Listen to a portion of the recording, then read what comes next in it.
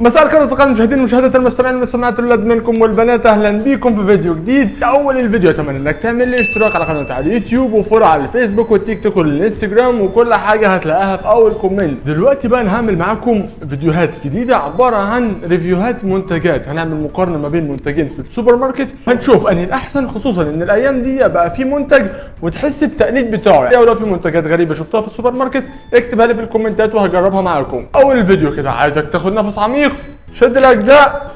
الفيديو النهارده هنبدا فيهم بمنتجين. اول منتج معانا بيمبو، عشق الطفوله من زمان جدا وانا بحكي على جيل التسعينات، طبعا لو انت من 2000 وشويه اكيد مش هتعرفه. تاني حاجه دايجستيف ماكفيتيز، يعني اسمه غريب لان قله الاسماء اللي في الكوكب. مثلا يعني مثلا لو داخل كشك، لو سمحت يا باشا عندك ماكفيتيز، اتكلم يالا عدل يالا، هو اسمه كده. طيب اتكلم بادب يا ولد، المتحدث محترم اجي لو سمحت يالا يا بلندي مش عليا لو انا، سمحت. اتكلم بادب يا ولد، دايجستيف ماكفيتيز.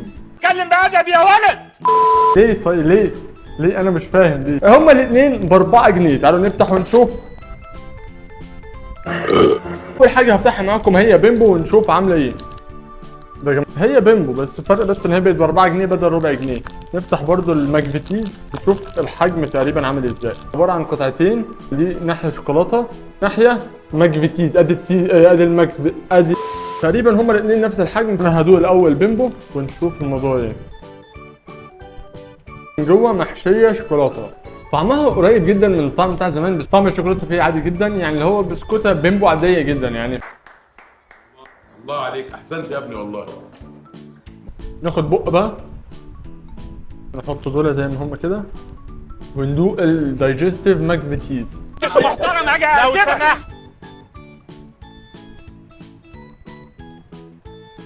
طيب بصوا يا جماعه، بصراحه هو الدايجستيف ده فاجئني، اخف بكتير جدا من بيمبو. يعني انا اخدت اول قطمه لا البسكوته اتكسرت على طول، دابت بسرعه جدا، فده خلاني ان احس بطعم الشوكولاته فيها اكتر من بيمبو عشان خاطر بسكوته تقيله وناشفه شويه، فطعم الشوكولاته فيها مش باين قوي على عكس دايجستيف. يعني انا بالنسبه لي يعني لا، انا لو شفت الاثنين هفضل ماكفيتيز. اتكلم بادب يا ولد.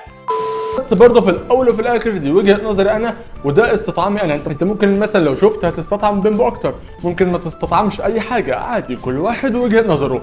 وفي نهايه هذا الفيديو اتمنى ان ينال اعجابك، ولا تنسى الاشتراك بالقناه وعمل فولو على صفحه الفيسبوك والتيك توك والانستجرام، وبرضه تكتب لي في الكومنتات ايه اكتر منتجات او اغرب حاجات شفتها في السوبر ماركت عايزني اجربها. كان معاك كرولس نمر، شكرا جدا للمشاهده، احلى مسا عليك.